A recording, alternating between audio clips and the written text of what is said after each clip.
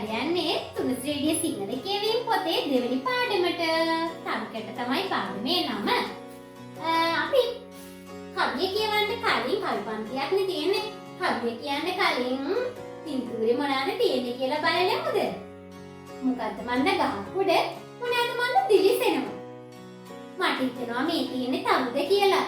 හැබැයි මම හරියටම දන්නේ නැහැ. කවි පන්තිය කියවලා තමයි හොයාගන්න වෙන්නේ. ආකාසේ නිල් තරු කැට පියාඹලා මා පොළවට සීපාලික මල් ගහ උඩ දිලිසෙනවා කදිමරුවට. මොකද කියන්නේ? ආකාසේ නිල් තරු කැට අනි ආකාසේ තියෙන නිල් තරු කැට පියාඹලා මහ පොළවට අහසේ තිබ්බ නිල් තරු ටික පියාඹලා පොළවට ඇවිල්ලා තියෙන්නේ කොහොමද? පියාඹලා. සීපාලික මල් ගහ උඩ දිලිසෙනවා කදිමරුවට. එහෙනම් මෙතන මේ පේන්නේ සීපාලික ගහක් වෙන්න ඕනේ. දිලිසෙනවා කදිමරුවට. හරි ලස්සනට හරි අපූර්වට මේ තරු කැට දිලිසෙනවා වෙන්න ඇති. කවුද මෙහෙම කියනව ඇත්තේ? ඔන්න බලන්නකෝ හොරගෙඩිය දෙන්නෙක් ඉන්නවා. ජනේලෙන් එළිය බලාගෙන ඉන්න අයියෙකුට සහ චූටි නංගි බබෙකුට තමයි මේ දේ පේන්නේ. ඊට පස්සේ මොකද කියන්නේ බලමු. මාල පොටක් පොඩි නංගිට හදා දෙන්න පුළුවනි මට. නූල් පොටක් අරන් අතට ගෙමින් ගියා ගහ ගාවට. මොකද කියන්නේ? මාල පොටක් පොඩි නංගිට. දැන් මේ අයියට අර සේපාලික ගහ උඩ තියෙන තරු කැට දැක්කහම මතක් වුණේ එයාගේ චූටි නංගිව. නංගිට මාලයක් හදලා දෙන්න පුළුවන් කියලා තමයි මතක් වුණේ තමන්ගේ ආදරණීය නංගි බබාට. මාළේ පොටක් නංගිට හදලා දෙන්න පුළුවන් මේ තරු කැට අමුණලා කියලා නූල් පොටක් අරන් අතට හෙමින් ගියා ගහ ගාවට. මොකද මේ අයියා නූලකුත් අරගෙන හෙමි හිට ගියා මේ ගහ ගාවට. මොන ගහ ගාවටද? සේපාලික මල් ගහ ගාවට. මාළේ පොටක් පොඩි නංගිට හදා දෙන්න පුළුවනි මට. නූල් පොටක් අරන් අතට හෙමින් ගියා ගහ ගාවට. අයියා හදන්න ඇතිද මාලයක්? ඔයාට හිතෙන්නේ මේ කවුද? තරු ගැන කියලා කවුද මේ ඇවිල්ලා තියෙන්නේ? පස්ස පැත්තෙන් ලයිට් එකක් පත්තු කරන කෙනෙක් මීට කලින් දැකලා තියනවද? ඔව් ඒගොල්ලෝ තමයි කනා මැදිරියෝ. මේ අයියා කට කරගෙන බලාගෙන ඔන්න බලන්න සේපාලික මල් ගහන්නේ.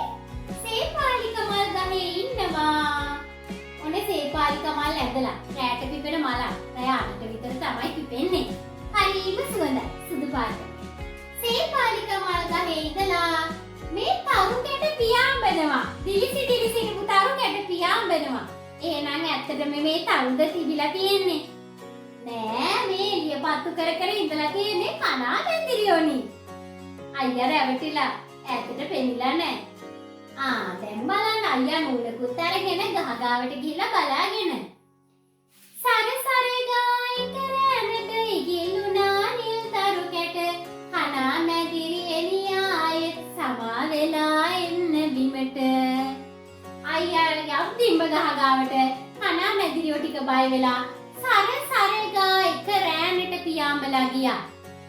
අයියා කියනවා අර අයියා රැවටුණ නිල් තරු කියලා රැවටුණ කනා මැදිරියෝ ටික යන්න ගියා. අයියා කියනවා අනේ කනා මැදිරියනි මට සමා වෙන්න. ඕගොල්ලෝ ආපහු ආයෙත් බිමට බහින්න. කොච්චර හොඳද නේද? එයා තිබුණේ වැරද්දක් කියලා එයා සමාව ඉල්ලනවා. අපි ආයෙත් කියවලා බලමුද? බලන්න කොහොමද තියෙන්නේ කියලා. ආකාසේ නිල් තරු කැට පියාඹලා මා පොළවට සේපාලික මල් ගහ උඩ දිලිසෙනවා කදිමරුවට. මාළේ පොටක් පොඩි නංගිට සදා දෙන්න පුළුවනි මට. නූල් පොටක් අරන් අතට හෙමින් ගියා ගහ ගාවට. සරසර ගායි කරැනට ඉගිලුණා නිල් තරු කැට කනා මැදිරි එළියායෙත් සමා වෙලා එන්න බිමට. මේ ලස්සන කවි පන්තිය උපුටගෙන තියෙන්නේ රත්නශ්‍රී විජේසිංහ මහත්තයාගේ සැලවිහිණියෝ කියන පොතේ.